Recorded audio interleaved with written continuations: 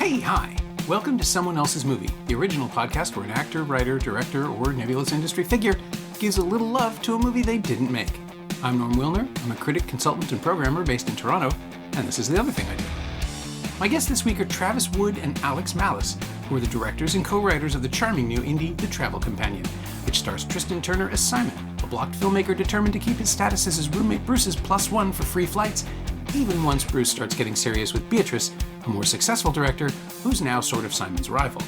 It's rolling into theaters across the US right now after a nice run on the festival circuit, and you should check it out. Travis and Alex picked Hong Sang-soo's 2011 drama The Day He Arrives, which is the Korean filmmaker's version of Groundhog Day, sort of. Yoo Jung-san plays a director who hangs out with an old friend in the city of Bukchon for a day, and then another day, just like the previous one, and then another.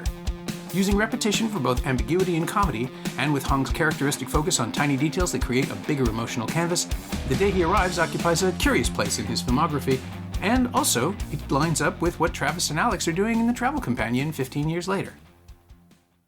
This is Someone Else's Movie.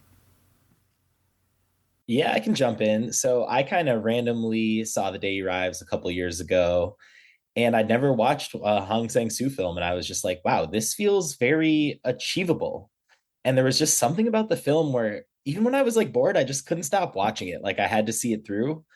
And I feel like as me and Alex were ideating about making a feature, I just kind of was like, dude, this formula, this world, this style, there's something here. Like let's watch this and kind of use this as some inspiration. Alex, had you been familiar with the film, or? I hadn't. Travis turned me on to it, and I think, just to echo what he said, I mean, we were making our first feature. We were in the planning stages of our first feature, and it's just like a big valley that we're trying to cross, and there's a lot of questions, a lot of unknowns. We both done a lot of shorts, and so we had kind of like a built-in roadmap for how to do that. Like, what are the steps you take, and so we just we were looking for inspiration, and Travis turned me on this film. He said, check this out. I had never heard of the dude, never heard of Hong Sang-soo. And I turned it on. I had a pretty similar reaction to Travis. Like, I was immediately struck by the simplicity of it, but it was also deceptively simple. I watched it again recently for this podcast, and I really was struck by how layered it is for being so stark. Like there's very little coverage. So anyway, watching it that first time, it was inspiring. We weren't looking at these massive blockbusters. We were looking at a film more like The Day He Arrives that we were inspired by it for how we approached our film. Yeah, it is like what he does is so deceptively simple.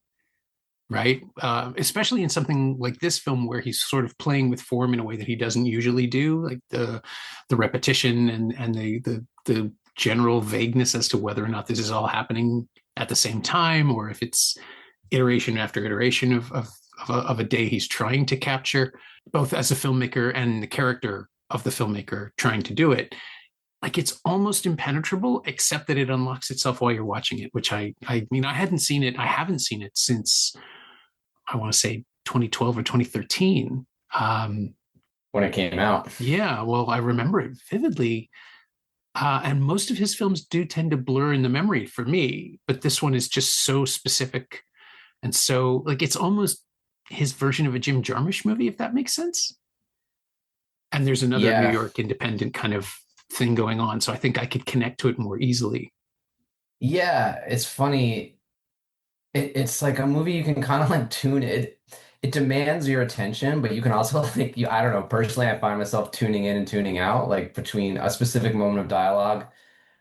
And it has this funny thing where you could study it with a microscope, or you can kind of be in a dream state, and it kind of works both ways. It has this different scale to it. And like you said, the repetition is kind of jarring, or it's confusing. You see these exact same shots, and I think in some cases they are the exact same shot.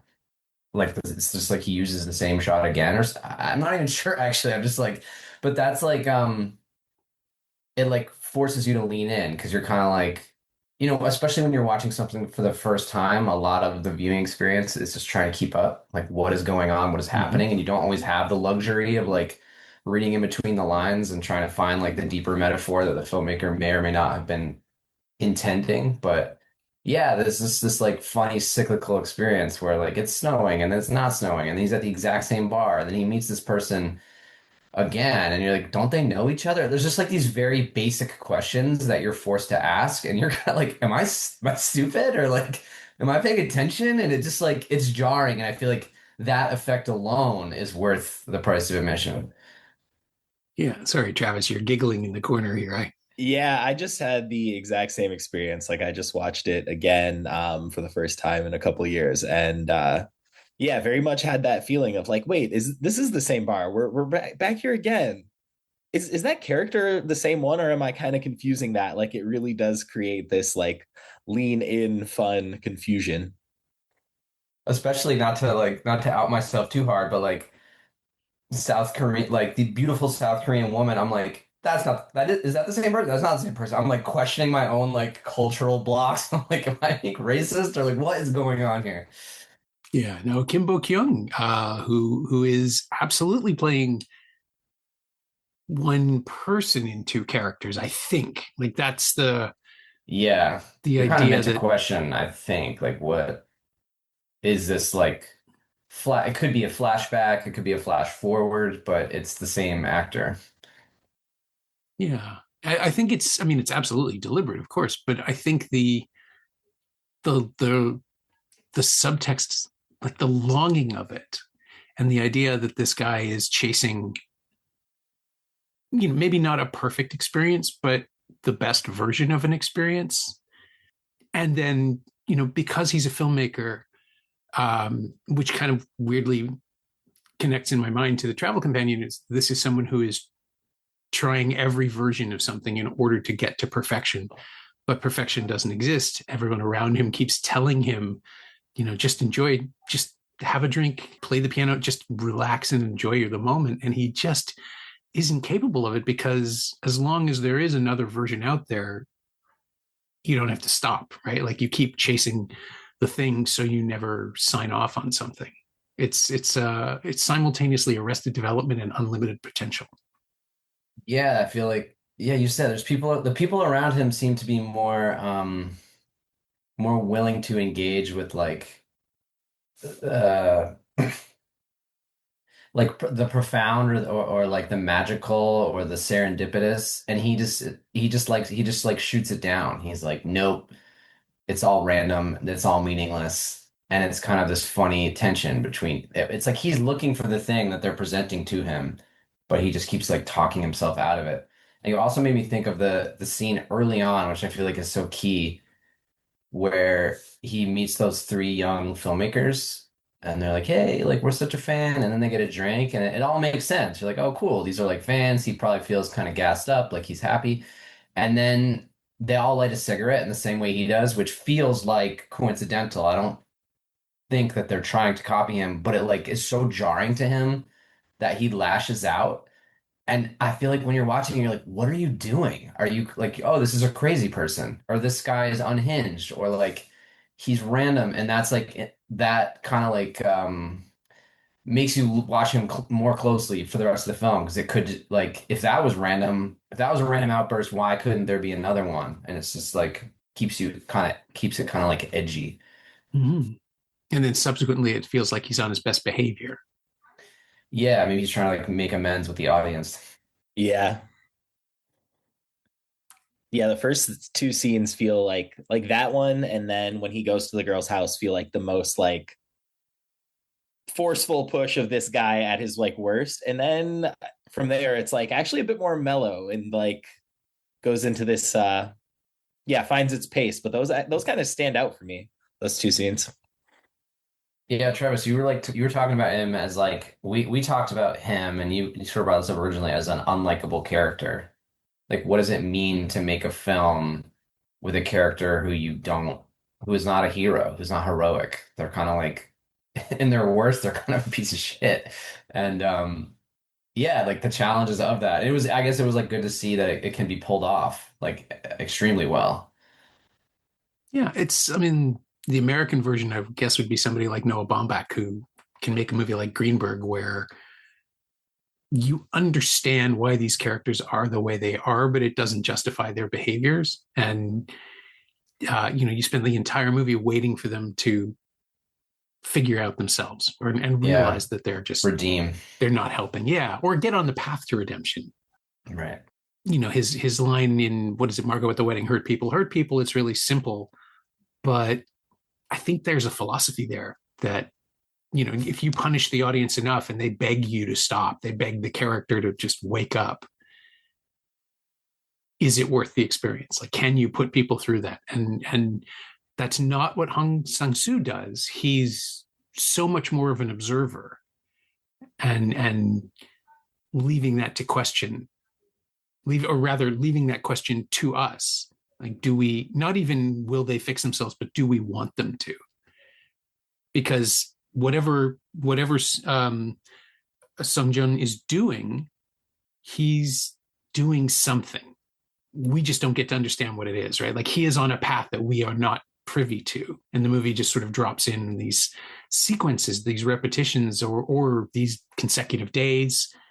I mean, I pulled up the Wikipedia page just so I'd have a quick reference at a glance, and the best thing about it is it says in one of the paragraphs, unclear if it is the next day or some other day, and then the next paragraph is again unclear if it is the next day or some other day. Yeah. Which I Yeah, love and that. like I love that. there's a lot of like temporal chaos. Like I mean, especially too the scenes where he's getting texts from his ex while he's standing outside with the bar owner who is the same actor. Mhm. So it like has this really kind of clever effect of like an inner monologue or like a complexity to emotion that would be otherwise difficult to achieve in like a very short period. I mean, they just met. They had just met, and there's only so much you can say, but then he's like simultaneously dealing with this much larger and expansive and messy relationship that is unrequited or is just has ended, I guess, for whatever reason. Yeah, I mean, I'm starting to think there's just something freeing about this movie kind of being so okay with being confusing in a way that I feel like for us, you know, just gives us a lot of permission. I think this movie, minute to minute, it's just all very like truthful and honest and feels real and feels like these compelling moments. And it's not actually that concerned with like A to B to C and so on.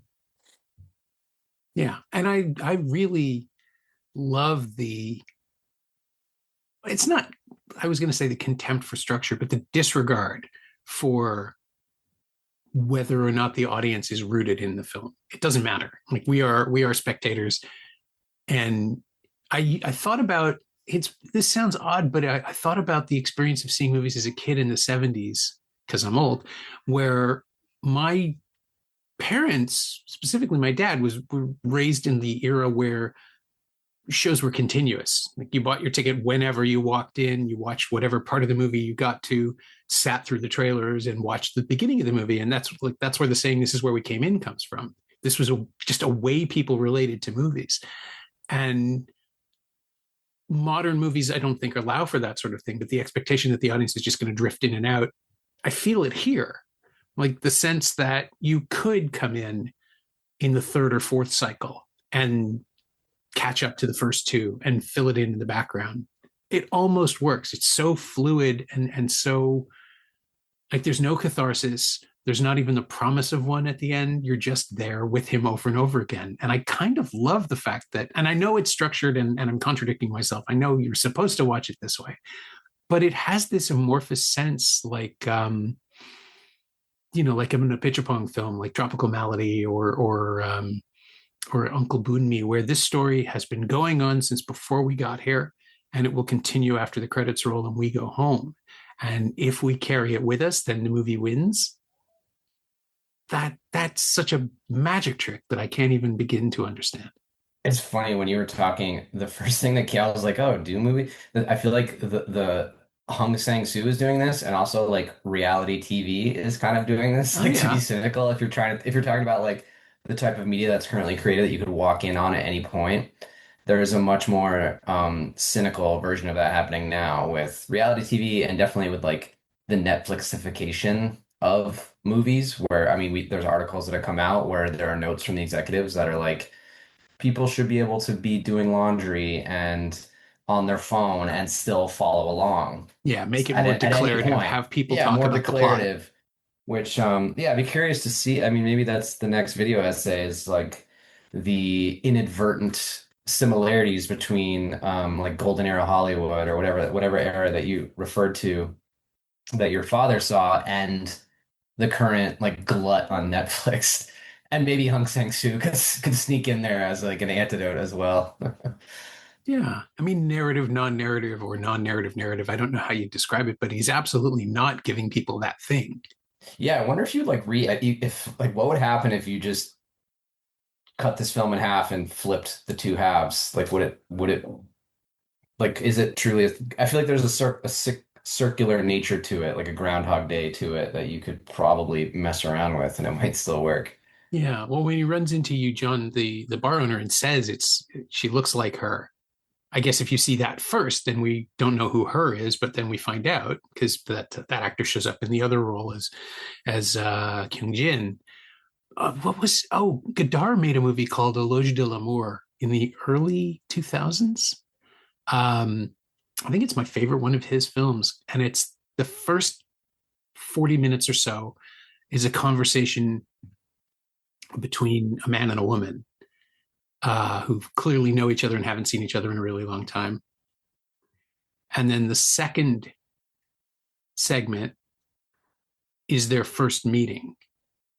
And then when you watch it again, you realize the second segment is just so incredibly sad.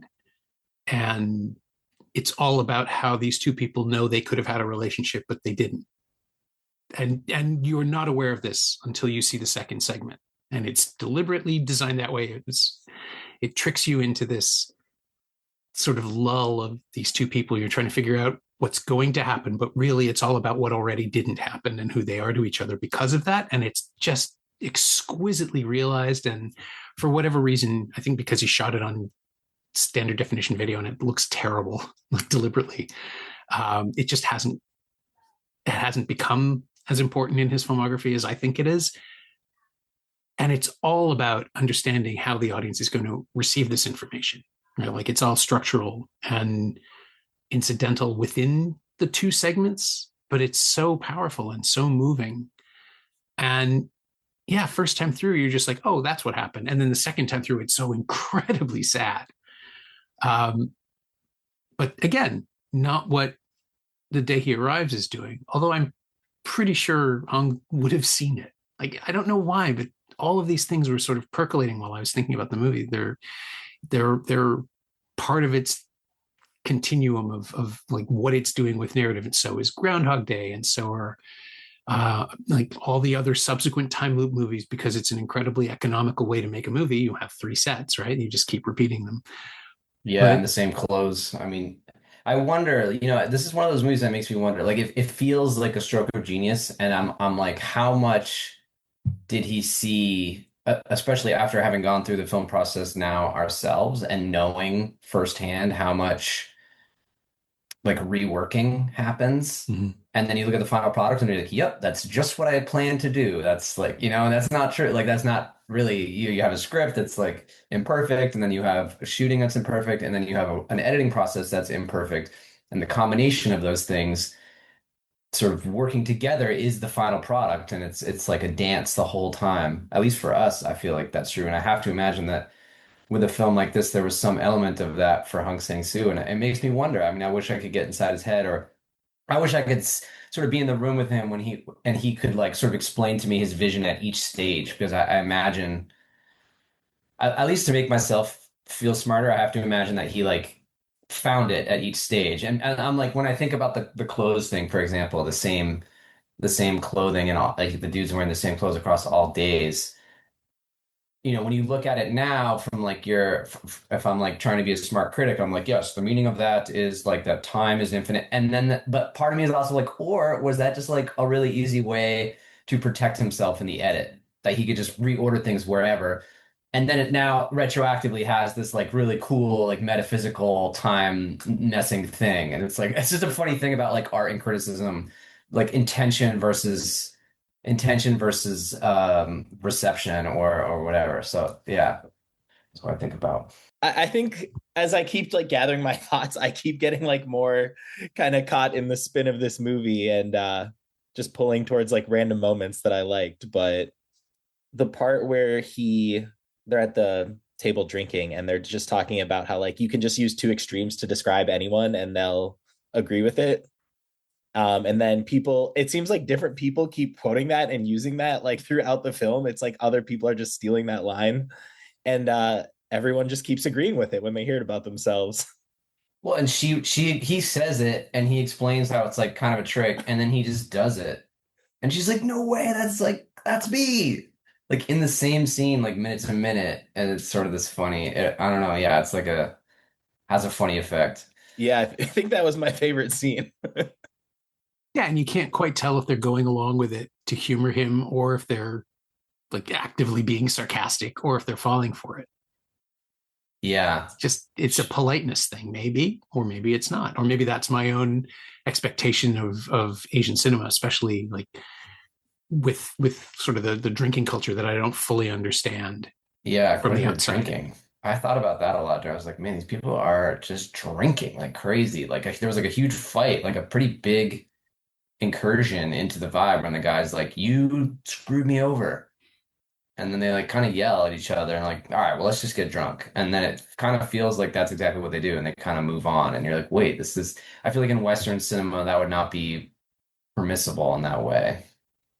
Like in North American cinema. And I just want to add to like, I actually put this in like a much larger category of just like subtitle cinema, in the sense that like when you're a native speaker of any given language and you watch, I feel like you must have a completely different experience, because we're reading subtitles and we're hearing inflection, but I feel like in general, maybe this personally, like I give so much more credence, or like it's so much more believable. I'm not picking up on like, was that a good delivery or not, as much as with like, for in my case, English delivery. I'm like, ooh, that sounded fake or that sounded forced. Whereas there's with subtitles, it has like an authority to it that and this is not a knock. This is more just like a curiosity. I'm just thinking about watching, like I wish that I could one day be fluent in Korean and watch this and see what kind of effect it would have. Yeah, no, I see what you mean. Also, I think just the fact that we are using our brain to read as well as watch in the same moment, it changes your relationship to the experience of the film. Like all of it is slightly different because you have this other level of activity going on in the consumption of it. Like my French is just good enough, and I'm Canadian, so this is shameful, but my French is just good enough to know when the subtitles aren't right. But if I didn't have the subs, I would be lost because I couldn't keep up. Like I just wouldn't be able to follow it. So I know they're Right. there, but then there's that extra distraction. It was like, well, they left out a couple of words. That's not right. But yeah, Korean, I don't speak it at all, so I would be completely lost. Although I guess Yeah. in this circumstance, this specific example, you could probably watch this film without subs and get the gist of it, just because it is repetition. It is the same experience happening over and over again that we can eventually start to parse. Yeah, that's funny. I mean, if you watched it without subtitles, you probably would have a lot of the same questions as if you watched it with someone else. Like, wait, wasn't that the same person? Isn't that the same bar? Why are they wearing the same clothes? Exactly. It's snowing, it's not. Like, it wouldn't necessarily change things too Yeah, much. that is super true. It's an interesting experiment. Somebody should try that with this particular film. Yeah. Yeah, it's cool. Like, I mean, going back to what Travis said about us just being inspired by this, it feels like the achievability of it is exciting. Like, I think it's just, a zoom lens, and he does a lot of there's not a lot of coverage, if any. Like, I'm trying to think of a moment in the film when there's like a reverse shot, even. Like, I don't think he does that at all. I think you're right. And that's like badass. I mean, again, it could be like, is it is it a product of is it like a resource question?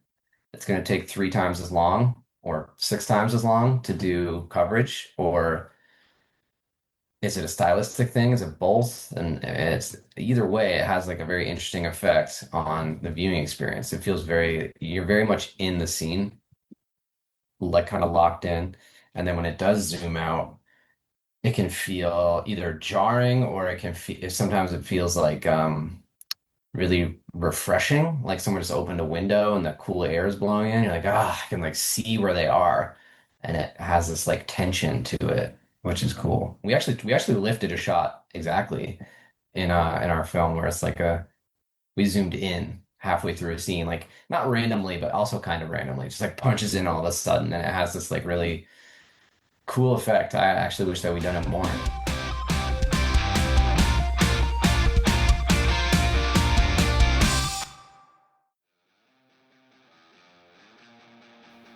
Hey, it's Norm, interrupting my own show to bring you up to speed on Shiny Things, my newsletter about physical media, culture, and the odd streaming project.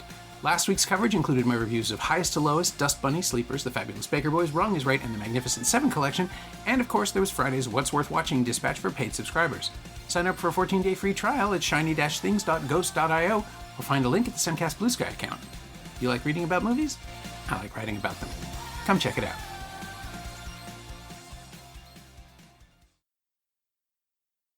Well, I'm thinking about like that opening shot with the slow zoom, the pull out then pull in, which is it is a single take, right? Like that oneer at the very beginning, and it just, having been to many film festival screenings, I not only did I instantly relate to all of it, but I also clocked that there are very few people in the audience. Like there's a lot of space between the heads. Yeah, we wanted to have more people on stage than in the audience, or at least allude to that. Yeah, that feels very much like a number of short film screenings I've seen at festivals, which is a shame because those are fun. Yeah, they are fun.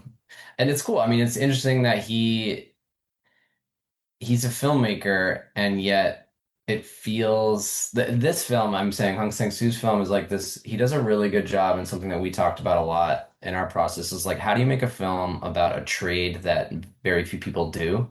And, like, not to be too inside baseball about it, or if you're going to be, make sure that it has a purpose, and that it's, even if you don't understand the detail, you understand the gist. And um it felt, yeah, I think he did a really good job with that. Like, film, it feels like it could have been anything, any trade. The filmmaking part, of course, I love because it's very personal, but I'm like, he could have been a plumber. Yeah, he's Might a have still visiting worked. professional, right? Yeah, visiting professional with old colleagues. That kind of just happened to go with. I wonder why you went with filmmaker A at lot that of his point. characters are filmmakers throughout the movies. Mm-hmm. But also it's nice how many times people come up to him, and kind of funny where they pretty much repeat his whole filmography to him, like probably a half dozen times throughout the film. It's just like, Director, you made 4 films. What's up with you now?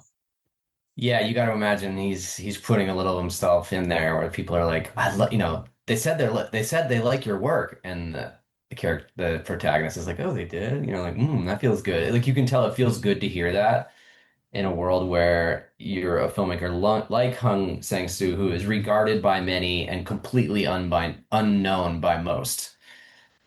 And yeah, I can imagine him. Dude, he has this scene in another film, Walk Up, where he's also the main character is a filmmaker, and basically he's like, I just got invited to this festival in America, but it's such a long trip, and they don't really pay you as well to go as they used to, so I think I should just stay. And I watched that at the New York Film Festival, and I was like, he must be referring to this experience from past years, like verbatim. Was he there for it? He wasn't there for that screening. Yeah, I don't think he comes to TIFF that often either. But it's yeah, you're right. This is all inside baseball stuff. But with the way foreign film works, specifically in North America, I think there's more and more of an audience for, I mean, certainly for Hong's films, for Simon Lang, like the slow cinema of specificity, where you are just there to watch people in rooms try to figure stuff out.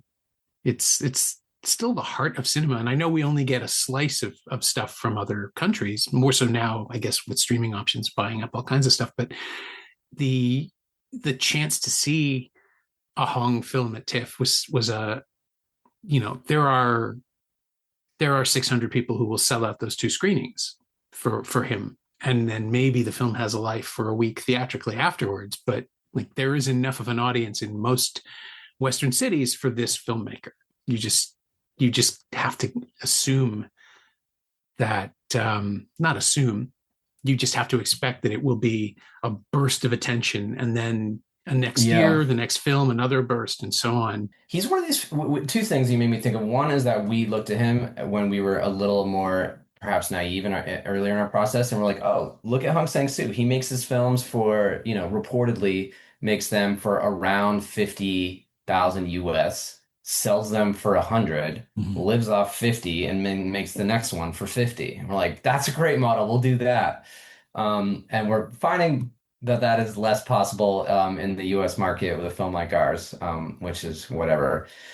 But the other thing it makes me think of is a filmmaker like him. I put him kind of in like a similar place, and maybe this is a stretch, but like as somebody like Frederick Wiseman, who in documentary has made over 24 films. And by the end of his career, I would say he was really empowered to make more difficult films and more like formally rigorous films. And I always wonder, and this is like maybe my insecurity showing or something, but I'm like, is like how much of the like success of this or the watchability of this or the fact that it's premiering at, New York Film Fest or TIFF or whatever is the fact that he is who he is and he has the filmography to back it. And this is like a weird experiment, but like if a random unknown filmmaker made this exact film, would it be written off as amateur or misguided or confusing or whatever? But because it's Hong Sang-soo, it's like, oh, you know, people are. I think it's a lot of reasons why people like it, but it makes me think about that kind of thing and wish that maybe it were a little easier to that you didn't have to have this like celebrated career in order to continue to make films in this way. Right, like the pedigree effect. The pedigree effect. Yeah, I mean, I'm thinking of the opposite version of that, which was, it's less popular to discuss these days, but Woody Allen as a filmmaker who mechanically released a film every year for 40 years and didn't make a good one for about 25 of those, but just kept going. And people want to work with Woody Allen. People are like, again, at the time, before everything went to shit, he would get A-list stars who wanted to be in one of his movies, I assume, because there was very little effort involved. You show up, you look pretty, you say your lines. He doesn't direct. But there are no good Woody Allen movies after, I mean, arguably people like Match Point and Vicky Cristina Barcelona. For me, I think the last really good one was Sweet and Lowdown, and that was 1999, and he's still going. Or somebody like Eastwood, who runs hot and cold, and when he's never any better than a script, but he'll get great scripts and direct them beautifully. But again, every year there's a movie, and some of those movies are pretty crappy Clint Eastwood movies. And like nobody remembers The Rookie fondly, or a lot of the stuff he did in the late 90s. What's the one he came out with recently with the juror number two? That one's solid. That's pretty good. Yeah, that one was solid. But I think it's really interesting to think about the pedigree effect, and it's probably not something you want to be like shouting because it can make you look you look a jerk, if you start like, well, it's only because they're this way. It's like, yeah, what do you have to say for yourself? But it is interesting to think about. That movie was, yeah, it's like, I don't know. I think filmmaking is such an interesting form. Like it's so expansive and it can hold like great works of art that can be so radically different from each other. Similar to, I suppose, literature and novels where there's books that are like there's space. I guess I'm trying to say there's space for so much. Like a great film can be one thing, and then another great film can be something that just like truly has nothing to do with like thematically, approach, production value. Oh yeah. Every time someone lines up to see a mediocrity from a recognized filmmaker because they're going for the name, it just means they're not going to see the new thing from the new person. And the new thing might be a mediocrity as well, but if you don't watch it, you never know.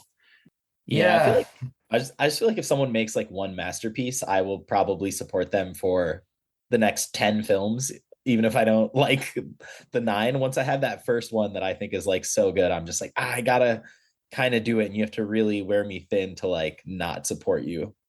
Oh yeah, yeah, absolutely. And we were all chasing the high of the great stuff. I mean, I would suppose that the filmmakers are too, trying to recapture whatever it was that broke them out in the first place. Yeah. And it's such a wildly subjective art form that is treated by and large in an objective fashion. I feel like films are often looked at a lot like track and field, who's got the fastest time, which is very mathematical. Fastest guy wins. That's the end of it. That person's the greatest. And with film, it's like, how do you compare a Hong Sang-soo film to Spielberg, or how do you compare it to a Marvel movie? I just saw this recent movie with Ryan Gosling in space. Oh, Project Hail Mary, yeah. Project Hail Mary, which like maybe I'm gonna make some enemies here, but like I really didn't like it, and I felt, but everything I was seeing online and elsewhere was like, this is cinema, this is what we need, and people are like going to bat. Is this the greatest space movie, ever? And I'm just like, what? And it's so interesting, and it's just like less about like the exact feelings, and more just about the nature of subjectivity and how who films are for, and like what kind of sort of experiences you might need to have or would help you in understanding a certain film. Like, could could everybody love Hank? Is there a world in which everybody could watch this movie, which is universally regarded the day he arrives by critics? Is there a world in which everybody could love it? And like, what would that take? Is that important? Is that relevant? Feel like coming off this first feature, I'm like finally engaging with like criticism and critics in a more like, I guess, real way than when we made shorts. And yeah, it's just shocking how large of a range it is. And you think to yourself like, man, this, I swear this is good, right? And you read stuff and it's like, yeah, just it's interesting to see that everything can hit everyone very different. And you just hope that it lands on the good side of the coin. But now I've been looking at other films and reading their reviews more closely. And I'm like, wait, someone thought that about their film, but this about mine? How does one person see these two things and, have these reactions? And I'm starting to think how people go into the watch is a big part of it too. Huge part of it. Yeah, I always wonder. I mean, I have been a critic for like 30 odd, 35 years now, maybe longer. I don't want to think about that.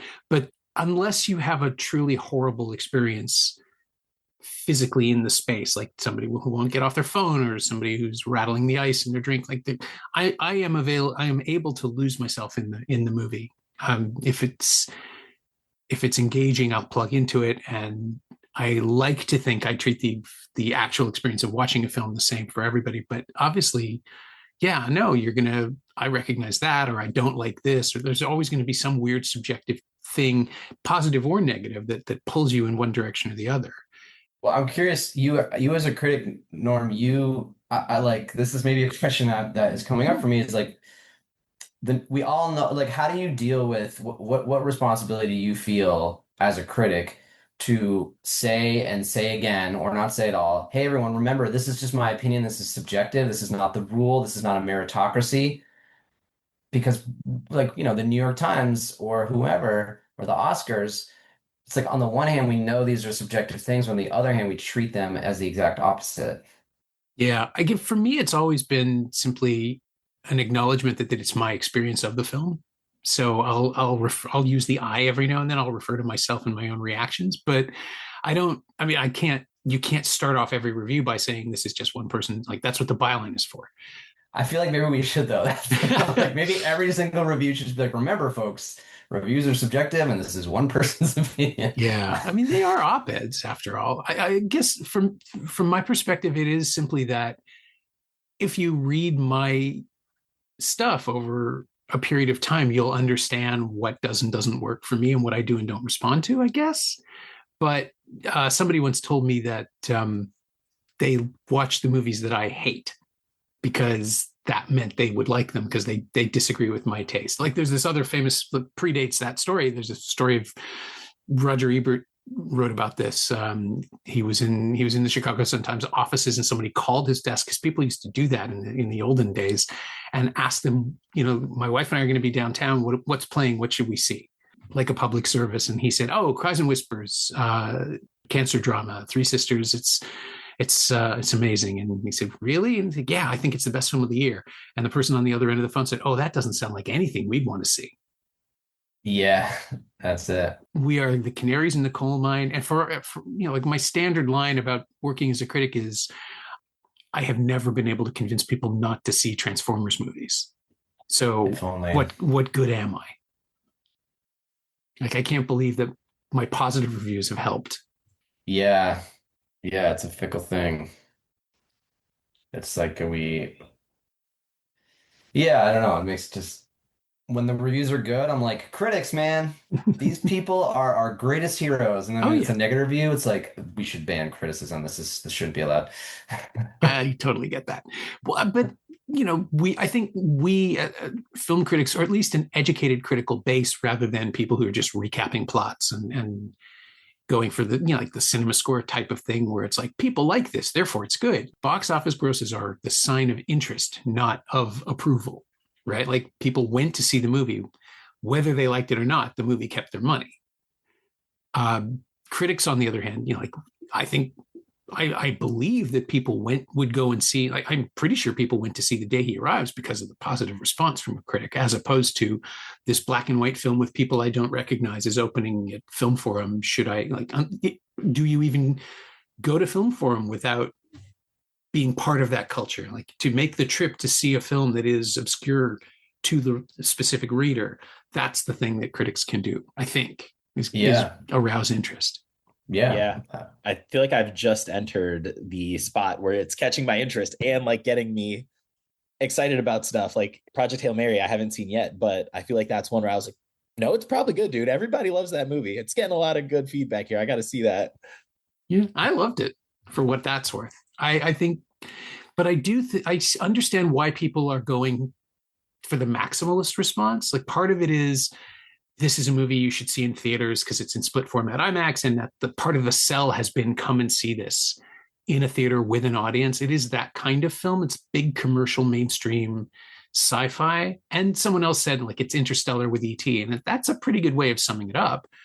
But I think one of the reasons people are connecting to it is because it's a very recognizable genre picture that has an element of self-awareness, just enough to make it a comfortable experience. And it's 2 hours and 40 minutes long, and people are sitting through it, which is a miracle in itself. Yeah.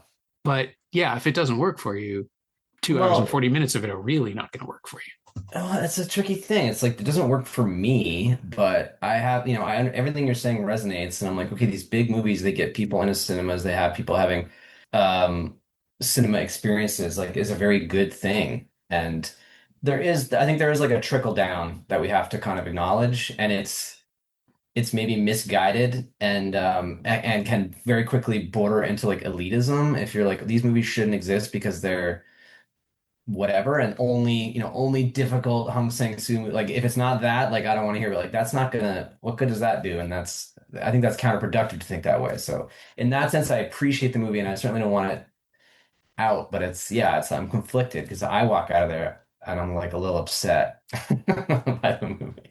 Yeah, no, I get that. And that's me in a Transformers film. Those movies make $1 billion every time they come out. I can't stand them, but people want, like, the problem, I think, and it's what you mentioned about the trickle down effect, that there isn't enough of one. People go to see, this has been going on for 20 years now, people go to see big event movies in the cinema, which is why there are so many of them, right? They're almost always guaranteed to bring in an audience. And because they charge higher ticket prices for large format or gimmicks that get people to come in 4DX, that ridiculous roller coaster kind of theme park ride version of a movie, but they're more expensive, so they're more profitable. So that's where people are saving their cinema trips to go see something that's a spectacle, where they think in their minds, oh, it's really long and it's got space and aliens and puppets and monsters and Marvel comic stuff. That's worth my $25 ticket.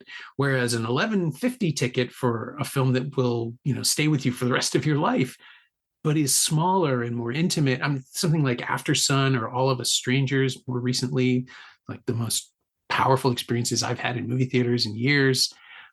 There is no, like, those aren't visual effects feasts. They're just beautiful to look at. And those are films that found their audience after the theaters, or I mean, festival circuit, and then an underwhelming theatrical release, and then they live on VOD or streaming, but Yeah. they're not movies that people see for the most part in theaters anymore. Yeah, it's true. I mean, we're in a funky moment. You mentioned ticket sales as like this indicator of interest, um, and not, not like not the quality, which I think is true. And it also just like makes me think about the streaming era. And I'm sure this is a rabbit hole we could maybe just dip into and not go too far, but like No, sure. streaming has removed that element, and now films are being bought, but like for how they, as their effect might have on onboarding subscribers, not by like an individual film. And it has fundamentally changed the dynamic, which was already, a tricky dynamic with relying on ticket sales as to whether a film would be greenlit or not, or the next film would be greenlit or not. But yeah. Yeah. But yeah, I mean, it does bring me back to criticism and just like the role. I think, especially, it's exciting to talk with you as a critic, not just like about our film, but like in this meta way. I mean, I think that speaks to the importance, because criticism is like, this can be the conversation, or it can be, in other cases, just can be the seed of the conversation. And like, where would we be without that? It would just be promotion. And what? Like this is what films are for, is the conversation. And criticism, is the jumping off point, can be the spark, or can lead the way. And Yeah, it's the start of the conversation rather than the end of it. Exactly. The same way the Q&A is often a way for audiences to kind of validate their own experiences. I mean, there's always that more of a comment than a question where people tell you what they just saw and if they liked it or not. But that's not actually engaging with it. It's, I have an opinion on your product. Like, that's the kind of thing that... Yeah, we had a Q&A in Canada, in Windsor, Ontario, at the Windsor International Film Festival, which was right. Yeah, which was lovely, by the way. That was one of our... I was there too. One of our best... You were there. Oh, amazing. Yeah, I'm not at your screen, unfortunately, but I was around. Yeah, that was, shout out Canada and shout out supporting the arts, because that was a great... That to me was like, oh, this is the model. If film festivals can't achieve this, then maybe you should reconsider what they're doing. It's such a good time. And the audience was a huge part of that. There was a robust audience at all of our screenings, which were at different times of the day. And I think that one of our Q&As stands out to me because of the audience engagement in particular, where we actually had a conversation, like as if it were a crit or something, or like a cat. Somebody was like, oh, I wanted to know about this, the meaning of this particular thing. And we're kind of like, well, what do you think? And they're like, well, and then they told us what they thought. And then somebody else jumped in and kind of like built off that. And it ended up this being like organic conversation. And I was like, oh my God, this is like heroin. This is the conversation I wish I could hear. I wish I could go and like be a fly in the wall at the bar and hear people debate the meaning of the film, which is not something you generally get to do as the filmmaker, because people will be more guarded, or they'll want to know from you because you're the author. And it was just such an exciting moment. And yeah, I just remember that as a really enjoyable experience. Yeah, I just remember walking around with you after, and then us talking for like 2 hours about the conversations from the Q&A. And the audience in Windsor, it was like a 2 p.m. screening on a Tuesday, and we were like, all right, man, what are we going to see? Maybe 5-10 people? Like, this is just such an awkward screening time. And it was packed. Like, it was probably 40 people in there. And the programmer was like, all right, how many people, raise your hand if you've been to 5 films so far at the festival. 10, 20. Someone had been up to like 25 on like day 10 of this festival. I was so impressed. Yeah, we did the math. It was like they would have had to go to like 4 a day or 5 a day. And they're like, yep, that's what I did. Yeah, I was there So the first cool. weekend, and the same guy was in every screening I went to, or every screening that I attended and the ones that I fronted. That's the way. It was older man, maybe in his 60s. Any chance that was the same person? I feel like was it a woman, Travis? I don't remember. Yeah. He had a Trader Joe's bag. Nice. It's a, Nice. border city, so I guess that's cool. But Yeah. yeah, it's always great to have an engaged audience and an informed audience, right? Like people who are actually there for the experience of the festival as much as it is for your film. Like they can contextualize because my experience um, has changed very radically over the years because now it's all press and industry screenings at TIFF where you're interacting with other critics and buyers and other programmers and people who are there for the job of being at the festival, not to experience the film with the filmmakers and then reflect it, like the going from that side of it to being on stage as a programmer and a host and a moderator has been really great because you get to feel a live audience as opposed to an industry audience, and it's so different to be in the space and feel the movie with a crowd and then have it reflected back and be like be the conduit to the audience and the artists. It's there's my heroine. That's just so much fun. Yeah, I mean, it cannot be shouted loud enough and often enough. Like the theater experience is important. And now I would even add in like it gets you off your phone. Like you have to lock in. Like it's even more base on some level. Like it forces you to focus and watch a film, and especially for, I think every filmmaker would want this, but especially for a film like Hong Sang-soo's film, that really wants you to lean in and wants you to watch closely. And boy, that is absolutely facilitated by a dark cinema with some Yeah. popcorn. Oh yeah, yeah. Well, I mean, even if you turn your phone off, even if you sit in the dark and do everything right, you're still at home. You're relaxed in a way that you're not when you're sitting in a theater seat with other people around you. Yeah. I think it's just harder to fully connect, I think, if you're seeing it for the first time. Second time, third time through, like part of your brain already knows what to expect and you can relax in a different way. But yeah, no, these movies need to be seen with an audience. You need to feel people responding differently to it too, I think. It's interesting what you just said, like watching it second time, third time. I feel like there's almost something not paradoxical, but like I feel like almost all movies, if not all movies, benefit from a second and third watch.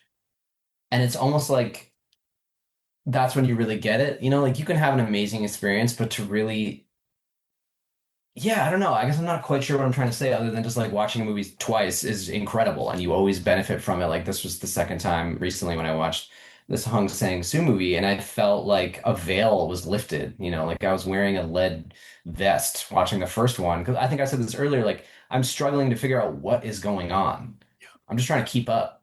And then the second time I'm relaxed in that sense. Now I can sort of like dig into the meaning and look at the subtlety and like yeah, I almost wish we lived in a society where it was like, yeah, I'm going to see the movie, and that meant watching it twice back to back, like every single time. That was just the way. That's my alternate reality that I would design. I think I'm going to need a third watch to fully come through. Like I expected to get a lot more than I fully got the first watch, but it was still confusing in an enjoyable way. Yeah, enough to bring you back, right? Let's Totally. bring it back. Yeah. And do you guys know about his next film, the one that just premiered at Berlin? It's called The Day She Returns. The Day She Returns. Yeah, yeah. I just saw about that one. Have you actually seen it, or you just when you say no, I saw no. Oh, it? sorry, I saw about it. Yeah, yeah. Right, yeah. Same. I haven't seen it either, but I'm looking forward to it. It's apparently very different, but it's also structured in a looping sort of fashion. It's about 3 interviews that an actor is giving on the same day in the same order, apparently. How does he do this? Like, I feel like the path, certainly in North American cinema, is you make a scrappy indie, then maybe you make a second one slightly bigger, and if that does well, then you're working in the multi-million-dollar budget range. And it's just so cool that I think he's dabbled, but for the most part, he doesn't seem interested in that.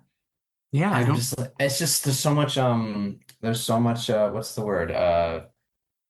When you like uncompromising or Integrity? integrity. Thank you. There's so much integrity in that, like artistic integrity. I'm like, I hope that I can think that way at all stages of my career. Like I'm still just down to go pick up a camera and mess around. I think of like Spike Jonze maybe as a North American equivalent in the sense that like he does big Hollywood films, but then you'll find him out on the Bowery with a video camera and Mark Gonzalez, and they're just like filming him like on a longboard. And that's like and then he'll submit it to a film festival. I remember going to see, I was at the Bicycle Film Festival in Manhattan, which is like essentially just, a screening series that somebody put together. And there was a Spike Jonze movie in the program. I was like, wait, what? And it was just him and this pro skater on like a huffy, Walmart mountain bike, just like being dumb downtown Manhattan for 15 minutes. And it was so compelling. And there was the what is the term that you turned me on to? The pay had like a pedigree effect to it where I was just like, oh my God, I can't believe I'm watching this. But it was also just so rad to think about Spike Jonze, Oscar-winning filmmaker, is still like making tiny films and also somehow getting them into this tiny screening series. Like, I just love that. And I don't ever want to lose sight of that in my almost definitely forthcoming extreme success and fame. Yeah, I think about Daniel Johnston, the musician. I don't know if you guys are familiar, but Sure, I feel yeah. like his music just stayed like so raw the whole time and like never really took any sort of commercial deviation despite opportunity. Yeah. Well, I mean, I wonder if Hong isn't the same. Like, he's only able to do this thing. Like, he could probably try something else, but this is obviously what he wants to do and where he functions best. And if you have enough of a following, I mean, he has an international following. Yeah, if you work cheap, you can probably do whatever you want for your entire career. Sounds like the dream scenario. Yeah, I was going to say, it's not the worst way to live. Yeah.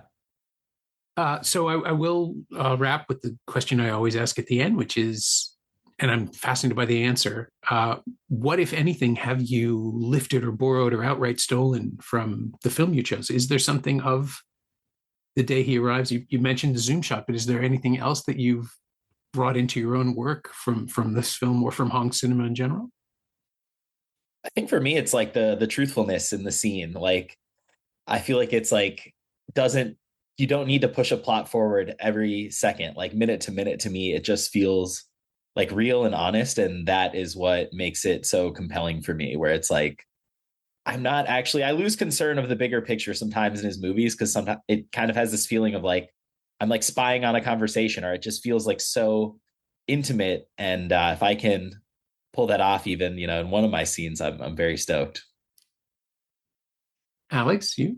Yeah, I have the same answer. I think because we talked about that very thing when we were looking at his film. That's what we were looking at. That's what we were inspired by. Is this tension between plot and believability? I mean, when you hang out with your friends or your family or whomever, the meandering meaningless of conversations is overwhelming. It doesn't often move anything forward, so to speak, and that's real. That's how life is most of the time. There's like a heightened reality in a lot of films, especially Western films, Hollywood films, where it's real, but everything is perfect and exact, or at least trying to get close to that, and that's what we've come to expect. And so that's what we maybe feel pressure as young filmmakers, that's what we need to achieve as well. And it was so liberating to watch Hong Sang-soo's films and see like, oh no, we can just be real, and real can be messy, and real can be meandering.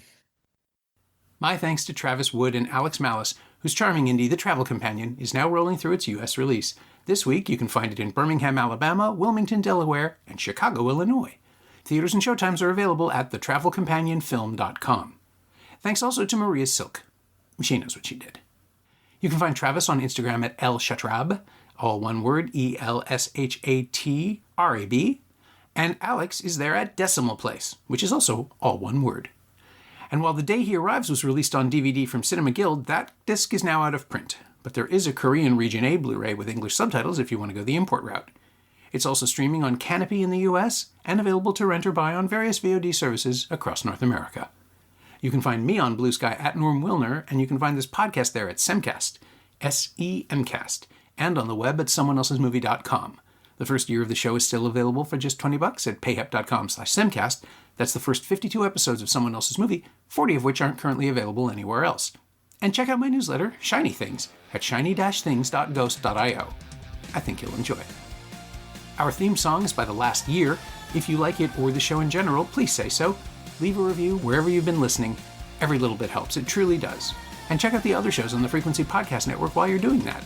Stay safe, watch movies, get all the boosters. do we have one for hantavirus? I'll see you next week.